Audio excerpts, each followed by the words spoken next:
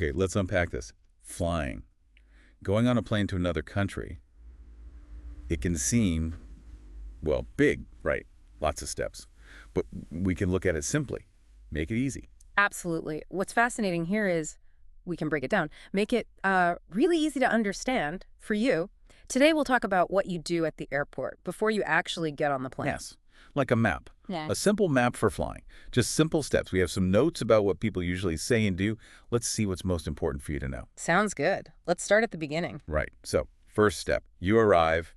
You get to the airport building. Big place. Lots of people. What do you do first? Well, the very first place you usually need to go is the check-in desk or the check-in counter. Check-in. Okay. This is important. You need to find your airline, the company your plane belongs to, like British Airways or Japan Airlines or American Airlines. How do you find it? There are big signs everywhere. Look up. They show the airline names and logos. They point you where to go. Usually says check-in and the airline name. Okay, found it. I see my airline's desk. Big line sometimes. So what happens at the desk? Right. So you wait in line, and when it's your turn, you go to the person at the counter. And you need to show them two important things. Two things. What are they? Your passport and your ticket, or your booking information. Sometimes it's on your phone. Passport and ticket. Got it. Yes, your passport shows who you are, your picture, your name, your country, and your ticket or booking shows you have a place on the plane today that you paid to fly. Okay, that makes sense. But why do they need both? Good question. They need to be sure that the person with the ticket is, well, you. The passport proves it's you. The ticket proves you have a seat booked. They match the name on the passport to the name on the ticket. Right. Like when you go to the train station, you show your ticket, don't you? Exactly. It's a simple example. I take the bus to work every day. I need my bus pass to show I can ride the bus. Perfect example. It's just like that. Your ticket is your pass for the plane. And your passport proves you're the owner of the pass. Okay, clear. So I show passport, show ticket. Then what? Then you ask for your boarding pass.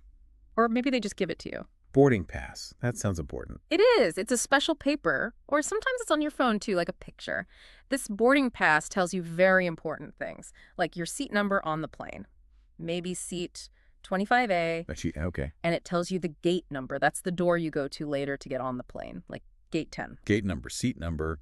What else? It also tells you the boarding time. That's the time you need to start going to the plane. It's usually before the flight time. Boarding time, not the flight time. Good to know. Yes. Very important difference. Get there for the boarding time. Okay. Passport, ticket, get boarding pass. Anything else at the check-in desk? Yes. Your big bags. Your suitcases. My luggage. Yeah. The heavy ones. Exactly. The bags you don't want to carry onto the plane yourself. You give these bags to the person at the check-in desk. This is called checking your luggage. Checking my luggage. Okay. They put a tag on your bag, a sticky paper tag with lines like a barcode. And then they put your bag on a belt, and it goes away. Goes away? Where? Don't worry, it goes to the plane. That tag tells the airport workers which plane to put your bag on. It will meet you when you arrive. Usually. Okay, I trust you. So they take my big bags. Yes. So, let's recap the steps at check-in. 1. Find your airline's desk. Look for the signs. Got it. Find the desk. 2. Show your passport and your ticket or booking. Show passport and ticket. Check. 3. Get your boarding pass. Check the gate number and boarding time. Get boarding pass. Check. And 4. Give them your big bags, your checked luggage. Give big bags. Check. See? Very simple steps when you break them down. Yep, okay, that doesn't sound too bad. Find, show, get, give. Exactly. Okay, but what if there's a problem? Like, sometimes my bag is really heavy. I like to pack lots of shoes. What if they say my bag is too heavy? Oh, no. Yes, that can happen. It's a common thing, actually. Airlines have rules about how heavy your checked bags can be. A weight limit. A limit, like a maximum number. Yes. Maybe it's 20 kilograms. Right. Or 23 kilograms. Yeah. Or maybe 50 pounds in the U.S. Each airline is different, and it depends on your ticket, too. If your bag weighs more than the limit, they call it overweight. Overweight. Okay. That sounds bad. What should I do? Panic. No, don't panic. Stay calm. That's the first step, always. Stay calm. Okay. Calm. Then what? You can ask the staff person some simple questions, politely, of course. Like what? You can ask, how much over is it? How many extra kilos or pounds? How much over is it? Okay. They might say something like, it's 5 kilograms over the limit. Or maybe your bag is 28 kilograms, but the limit is 23 kilograms. Something clear. Okay, so I know the number. 5 kilos over, then what? More bad news. Well, you have choices. One choice is usually money. You can ask, how much extra money do I need to pay? Or what is the fee for overweight baggage? Extra money. A fee. Yeah. Ah, Mm. how much usually? It can be. Well, it can be quite a lot sometimes. Maybe $50, maybe $100, maybe even more. It really depends on the airline and where you're flying. They might say, $100 extra. Wow, $100 just for a few extra kilos. That's a lot. It can be, yes. It's often better to weigh your bag at home before you leave for the airport. Then you know if it's okay. Good tip. Weigh the bag at home. Yeah. Okay. But what if I don't want to pay the extra money? Is there another choice? Yes, there usually is. You can ask them, can I take some things out of this bag? Take things out, like right there at the desk. Yes, you can open your suitcase and move some heavier things into your small bag, the bag you carry onto the plane with you, your carry-on bag. Oh, like maybe my books or my extra pair of shoes. Exactly. Those things are often heavy. Move them to your carry-on bag. Then your big checked bag will be lighter. Will they let me do that? Just open my bag there. Yes, usually they will say yes, they understand. You might have to step aside for a moment to do it so you don't block the line. Okay, that's a great option. Take stuff out, put it in my carry-on. Just remember, your carry-on bag also has limits. Size limits and sometimes weight limits too. So don't make your carry-on too heavy either. Okay. Good point. So if my checked bag is too heavy, 1, stay calm. Yes. 2, ask how much over is it? Mm-hmm. 3, ask how much extra money? Right. Or 4, ask, can I take some items out Yeah. and move things to my carry-on? You've got it. It's like, when you go shopping and your grocery bag is super heavy, you can't carry it easily. Yeah. So maybe you put some heavy cans or bottles into another bag you have. Make 2 bags easier to carry. Oh, yeah, I do that. It's the same idea. Just splitting the weight. Simple. Exactly. It's a common situation at the airport, really. People handle it every day. Okay, I feel better about the heavy bag possibility now. But here's something that sounds maybe more stressful.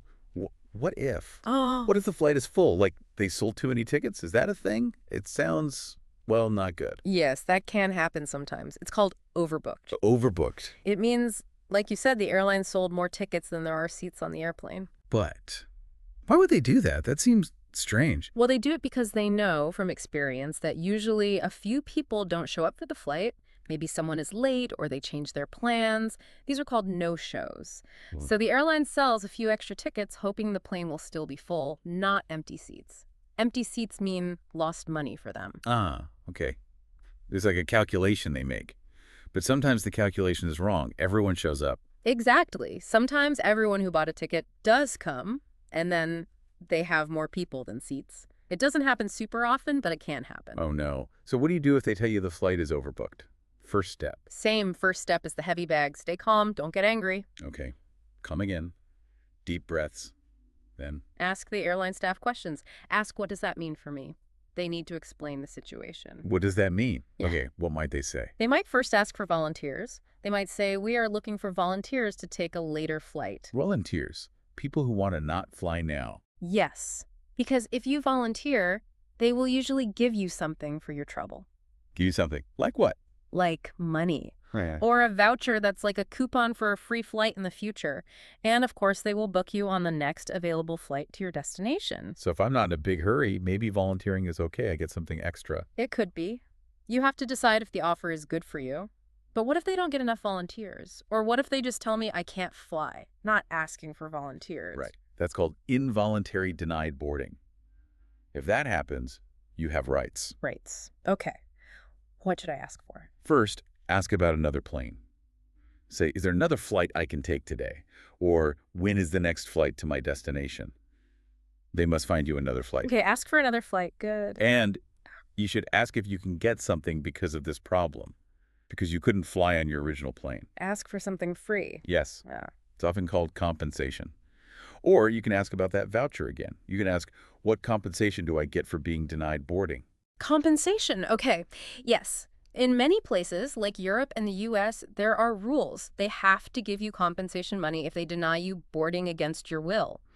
And the amount depends on how long you are delayed. It could be $200, maybe more. Wow. So they have to give me money and another flight? Yes, usually. And if you have to wait a long time for the next flight, maybe overnight, they often have to give you food and maybe a hotel room too. That's really good to know. So if the flight is full, overbooked, stay calm. Ask, what does this mean? Mm-hmm. Ask about another flight. When can I fly? Right. And ask about compensation. Yeah. What do I get for this problem? Exactly. Know your rights. It's kind of like if you go to a restaurant and you book a table, but when you arrive, it's full. Yeah. A good restaurant might say, so sorry, please wait at the bar, have a free drink on us, or come back in an hour and your dessert is free. Something like that. That's a great way to think about it. They made a mistake or had a problem, so they try to make it right. Simple connections like that really help understand. Yeah. Okay, overbooked feels less scary now, too. Knowing what to ask. All right, let's move on. After check-in, I have my boarding pass. My bag is okay. The flight is not overbooked. Hopefully. What else can I ask about at the check-in desk? Maybe, can I ask for a better seat? Yes. Asking for an upgrade. That's definitely something you can ask about. An upgrade, what does that mean exactly? An upgrade means moving from the seat type you bought, probably an economy seat, to a better seat, like a seat in business class or maybe first class. Or sometimes they have something called premium economy. Better seats. How are they better? They are usually bigger seats, more space for your legs. Sometimes the seats can lie flat, like a bed. Wow, a bed on a plane. Yes, in business or first class on long flights. Also, the food is usually better. Maybe you get drinks included, things like that. Yeah. More comfortable. Sounds nice.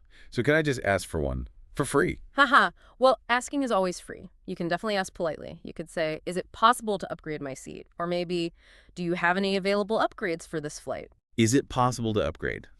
Okay. What will they say? They will check their computer system.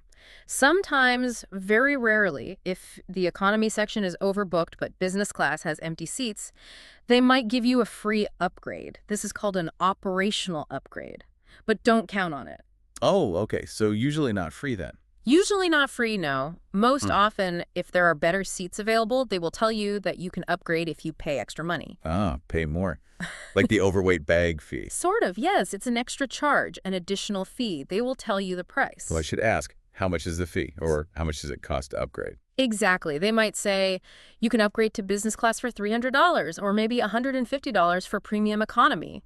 The price depends on the flight, how long it is, and the airline. $300? That's quite a bit extra. It can be, yes. Business class is much more expensive than economy. So if they tell me the price, I can decide. Yes, it's completely your choice. If you think the price is okay for you and you want the extra comfort, you can say, okay, I'll take it. Or, great, I'd like to upgrade, and you pay the fee. And if I think it's too expensive? You just say, no thank you, I'll keep my original seat. That's perfectly fine. Okay, so ask politely, find out the cost, and then decide. That's the way. It reminds me of when you check into a hotel.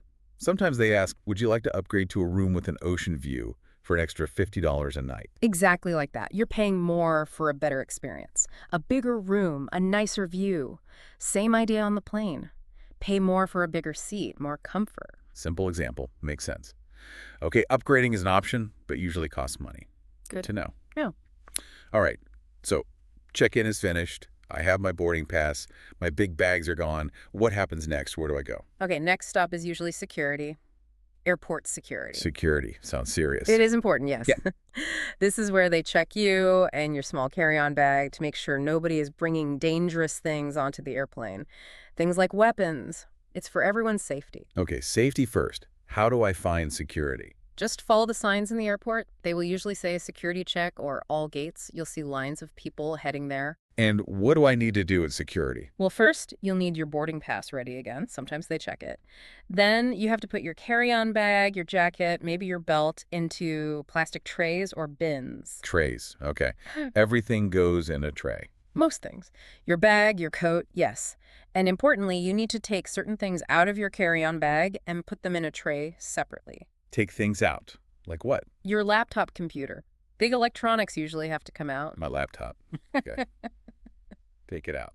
And liquids. There are special rules for liquids, like drinks, shampoo, toothpaste, lotion. Liquids. What are the rules? Usually, you can only bring small bottles of liquids, like 100 milliliters maximum per bottle. That's quite small. 100 milliliters. Okay. And all these small bottles must fit together in one small, clear plastic bag, like a zip-top bag. One clear bag for all my little bottles. Got it. And you need to take that plastic bag out of your carry-on and put it in the tray, too, so they can see it easily. Okay, so laptop out, clear bag of liquids out, put them in a tray, my carry-on bag in a tray, my coat in a tray. Lots of trays. Yes, it can feel like a lot. Then you push your trays onto a moving belt, and they go through an X-ray machine. The machine checks inside everything. And what about me? Do I go through the machine? You walk through a different machine, usually a metal detector, like an archway you walk through, or sometimes a bigger body scanner machine. What happens if it beeps? If it beeps, or if the scanner shows something, a security officer might check you with a handheld scanner, or they might do a quick pat-down check. Just checking your pockets or clothes. It's very normal, don't worry. Okay, so they check my things, they check me. It's all about safety. Exactly. It's like when you go into some big buildings, maybe a government building or a concert hall, they sometimes check your bag at the door, right? Oh, yeah, they look inside or put it through a scanner. It's the same idea, just making sure everything is safe inside. Okay, security done. Am I ready to go to the plane now? Almost. If you are flying to another country, international travel, there's usually one more step. Another step. What now? It's called immigration control, or sometimes passport control. Immigration. Passport control. What's that? This is where an officer checks your passport again. But this time, it's not just about checking who you are. It's about checking if you have permission to enter the country you are flying to. Permission to enter the next country. Okay. Right. So you follow signs for passport control or immigration. You wait in line again. Often there are separate lines for citizens of the country and for visitors. Okay, find the right line. Then what? You go to the officer's booth. You give them your passport. And they just look at it. They look at it very carefully. They might scan it in their computer. And they will usually ask you some simple questions. Questions again, like check-in? Similar, but maybe a little different. They want to know why you are traveling to their country. They might ask, what is the purpose of your trip? Or why are you visiting? What should I say? Just be honest and simple. You can say, I'm going on vacation or for tourism, or I'm visiting my family, or for a business meeting. Okay, vacation. Simple. What else might they ask? They will probably ask, how long will you be staying? How long? Okay. So you answer 1 week, or 10 days, or 2 months, whatever your plan is. Okay, 1 week. They might also ask, where will you be staying? So it's good to know the name of your hotel or the address of your friend or family member. Okay. Good to have that ready. Any other questions? Maybe, what is your job? Or sometimes, do you have anything to declare? That means, are you bringing certain things like lots of money or specific goods into the country? But usually it's just about why you were visiting and for how long. And the best way to answer is? Simple, honest, clear. Short answers are good. Don't talk too much. Just answer the question politely. Okay. Simple, honest answers. Yes. Then, if everything is okay, the officer will usually stamp your passport, a stamp, and they give it back to you, and you can go through. The stamp. Yeah, cool. So security checks my bags for safety. Immigration checks my passport for my reason to visit the next country. Exactly. 2 different checks, both very important before you get near the plane for an international flight. Okay, got it. Security, then immigration. Now, finally. Am I done with the checks? Can I relax a bit? Yes. Usually, after immigration, you are in the main departure area. You have passed all the main checks. Now you just need to wait for your boarding time. Waiting time. Okay. What can I do while I wait? Well, you can find your gate number on your boarding pass and walk towards it. There are shops you can look in, places to buy food or drinks, or you can just find a seat near your gate and relax, read a book, use your phone. Or, I've heard about special rooms, like a lounge. What's that? The lounge. Yes. Some people can go to a special waiting room called an airport lounge. A special room. Is it nicer than waiting at the gate? Oh, yes. Usually much nicer. It's designed to be more comfortable and quiet. Less crowded than the main airport area. Quiet and comfortable sounds good. What's inside a lounge? Inside, you can usually find comfortable chairs and sofas. Often there's free food snacks, maybe small meals, and free drinks, coffee, tea, juice, soda, sometimes beer and wine too. Free food and drinks. Wow. Yes, and usually free Wi-Fi internet. Sometimes there are showers you can use or places to charge your phone easily. It's a nice place to relax or even do some work before your flight. That sounds amazing. How do I get into this magical lounge? Can anyone go? Usually not just anyone. Access is normally limited. It's not typically free for everyone. Oh, so how do people get in? There are a few ways. If you bought a business class or first class ticket, lounge access is often included. Your fancy ticket gets you in. Okay, so expensive tickets help. What if I have an economy ticket? Well, sometimes if you fly very often with one airline, you get special status, like being a very loyal customer. This elite status might give you lounge access even with an economy ticket. Frequent flyer status, okay. Yeah. Any other ways? Yes, some special credit cards give you lounge access as a benefit. Or you can sometimes buy a membership for a year to a lounge program, like Priority Pass. And sometimes if the lounge isn't too busy, you might be able to pay just for one visit, a day pass. But that can cost money, maybe $50 or more. Okay, so it's for people with special tickets or special status or special cards or who pay extra. That's generally right. How do you actually get in the door? You go to the lounge entrance and there will be staff there. You show them your boarding pass. My boarding pass. Yes, it shows if you are in business class, or maybe it shows your frequent flyer status. Or you might show your special credit card or your lounge membership card. Okay, show the card or the boarding pass. They check it. If you have access, they say, welcome, or please come in and enjoy. And you go inside to the comfy chairs and free snacks. Nice. It's like having a key to a secret, quiet room in a busy place. That's a good way to put it. A little oasis of calm before the flight. So if you have access, it's a great way to spend your waiting time. Definitely sounds better than sitting on the floor by the gate. Okay, so waiting time is almost over. Maybe I was in the lounge, maybe just near the gate. Now it's finally time to get on the plane. Boarding time. Yes, time to fly. So first, make sure you are at the correct gate. Check your boarding pass again for the gate number. And look at the screen at the gate. It should show your flight number and destination. Check gate number, check screen. Got it. You'll see lots of people waiting around the gate area. Find a seat nearby or just wait standing. Now you need to listen carefully for announcements or watch the screen. Announcements? What will they say? They'll tell people when it's time to start boarding the plane. But usually not everyone goes at the same time. Oh, how does it work? They usually board in groups. They might call Group 1 or Zone A to board first, then Group 2 or Zone B, and so on. Groups or zones? How do I know my group? Look at your boarding pass again. It usually has your group number or zone letter printed on it, near your seat number. Ah, okay. Boarding pass has the group number. Found it. Say I'm in group 3? Okay, so you wait. Listen. First, they might call people who need extra help, like passengers in wheelchairs or families with very small babies. Okay, they go first. Then they might call group 1. Maybe that's first class or business class people. I wait. Then they call group 2. Maybe people with airline status? Still waiting. Then, now boarding group 3, that's you. That's me. What do I do? You stand up and get in the line that's forming at the gate door. This is called lining up. Line up. Okay. Ooh. Like when I wait in line to buy coffee. Ah. Simple real-life example, wait for my turn. Exactly like that. You wait your turn in the line. When you get to the front, there will be airline staff there. What do they need? You need to show your boarding pass one more time. They will scan it with a machine. Beep. Sometimes, for international flights, they might quickly look at your passport again, too, just to match the name. Show boarding pass again, maybe passport. Okay. They scan it, maybe tear off a small part, give the rest back to you and say, welcome aboard, or have a nice flight. And then you walk. You walk down the hallway, that tunnel thing attached to the plane. It's called a jet bridge.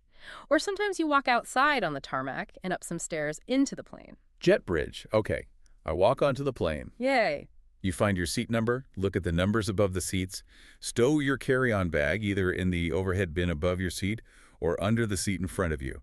Sit down, fasten your seatbelt, and relax. You made it. Made it. Feels good. But wait, what if I'm late? What if I'm shopping and I hear something like, last call? Ah, yes.